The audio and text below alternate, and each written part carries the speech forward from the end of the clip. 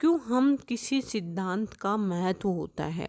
सिद्धांत एक हम कह सकते हैं कि एक खाली चेक की भांति होता है, जिसका पारिसस कौन ने लिखा है कि सिद्धांत होते हैं खाली चेक की तरह होते हैं, जिनका हम संभावित मूल्य उस चेक को काम में लेने वाले व्यक्ति पर निर्भर करता है कि वह उसमें कितनी क्या वैल्यू भरता है।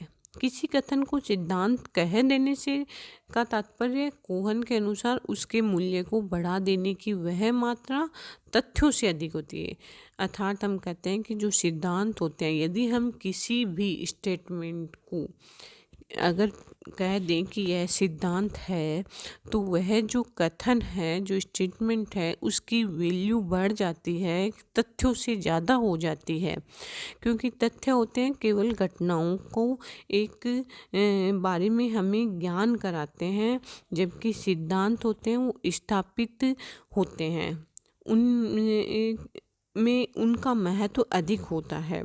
तथ्य तो घटित होने वाली विशिष्ट घटनाओं के बारे में केवल कथन होते हैं, जिनके सत्य होने का विश्वास किया जाता है, और जबकि सिद्धांत होते हैं वो विशिष्ट घटनाओं से संबंधित नहीं होकर घटनाओं की जो संपूर्ण श्रेणियाँ या श्रृंखलाओं से संबंधित होते हैं। अर्थात सिद्धांत होते हैं किसी एक घटना से जुड़ा नहीं होता, वह उस तरह की सभी घटनाओं से जुड़ा होता है और सभी पर वह नियम लागू होता है।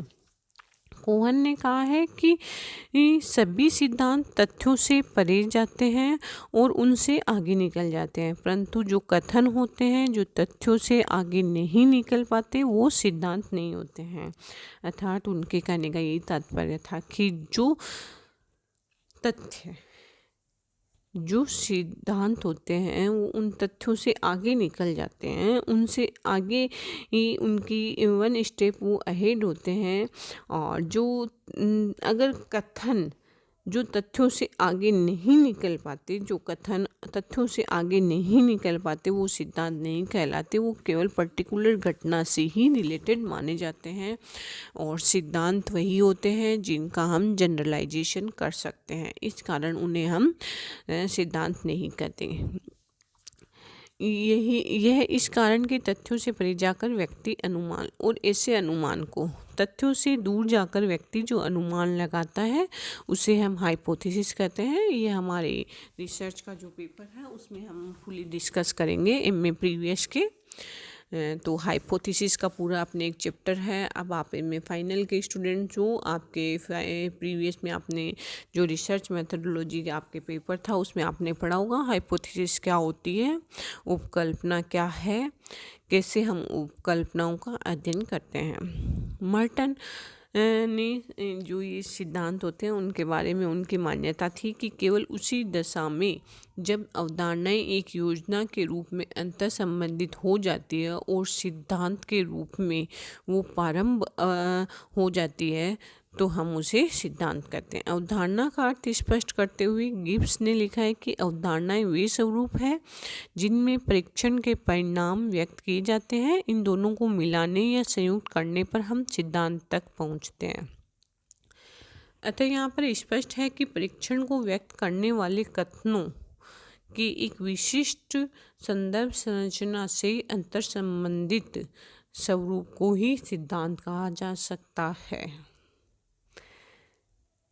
लूमिस ने भी सिद्धांत को परिभाषित करते हुए बताया कि तर्कसंगत ढंग से अर्थात लॉजिकली ढंग से अंतर संबंधित वे अवधारणाएं जिन्हें कि वैज्ञानिकों के अवलोकनों द्वारा सुझाए गए तर्क वाक्यों में सम्मिलित किया गया हो, एक सिद्धांत निर्मित करते हैं।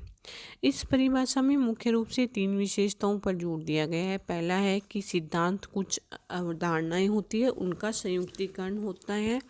ये अवधारणाएं होती है वो तर्कसंगत रूप से अंतर संबंधित होती है, अर्थात जो भी थ्योरी होगी उसमें विशेष जो उनकी विशेषताएं हैं उनमें से एक विशेषता यह है कि वो तर्कसंगत रूप से अंतर संबंधित होती है। उनमें कोई भी किसी भी प्रकार का ये नहीं कह सकते कि लॉजिकली वो घटनाएं आपस में जुड़ी ना हो। इन अवधारणाओं को वैज्ञानिकों द्वारा निरीक्षण और परीक्षण एवं सामान्यीकरण के आधार पर ही तर्क वाक्यों में शामिल किया जाता है। अर्थात जो जो सिद्धांत होते हैं वो वैज्ञानिकों द्वारा क्या किए जाते हैं, निरीक्षण एवं परीक्षण के द्वारा परीक्षण करके ही प्रूव किए जाते हैं।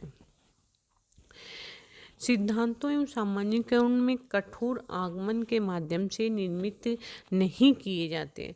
यहाँ पर हमें ये ध्यान रखना होगा कि जो सिद्धांत होते हैं वो अवलोकनों एवं सामान्यीकरण से केवल जो इंडक्शन माध्यम से ही निर्मित नहीं किए जाते। सिद्धांत का जो निर्माण होता है एक रचनात्मक उपलब्धि होती है और क्षेत्र में कार्य कर रहे सभी विद्वानों सभी विद्वान द्वारा सिद्धांत निर्मित करने में सफल हो जाए वो भी आवश्यक नहीं है। निर्मित किए गए प्रत्येक सिद्धांत का सत्यापन भी आवश्यक है। यदि कोई सिद्धांत होता है जिसका हम खंडन करते हैं या असंगति होती है तो अंतरिम या काम चलाऊ सिद्धांत को या तो रद्द कर दिया जाता है या उसमें संशोधित कर दिया जाता है। और आनुभाविक क्षेत्र से कोई भी सिद्धांत हम कह सकते हैं कि अंतिम नहीं होता है। परिस्थिति के बदलने एवं नए तथ्यों के प्राप्त होने पर सिद्धांत परिवर्तित होते रहते हैं तथा नए सिद्धांतों का निर्माण होता है। समाजशास्त्र में बहुत सारे सिद्धांत हैं परंतु वे भौतिक शास्त्र और रसायन शास्त्र के जो सिद्धांत होते हैं उनके जैसे परिपक्व नहीं होते हैं। समाजशास्त्र में दो या अधिक प्रतिकूल या परस्पर विरोधी जो सिद्धांतों का भी सह अस्तित्व पाया जाता है। यहाँ ऐसे तर्क वाक्यों का पुंज नहीं पाया जाता जिन पर हम सभी समाजशास्त्री सामान्य रूप से सहमत हो जाते हैं। इसमें ज्ञात तथ्यों और सामान्यीकरणों से सिद्धांत निर्माण में हमें थोड़ी कठिनाई आती है। वास्तव में समाजशास्त्र के विकास की जो विशेषता यह रही है कि यहाँ असाधारण रूप से अधिक संख्या में प्रतिकूल या एक दूसरे को खंडन करने वाले सिद्धांत पाए जाते हैं।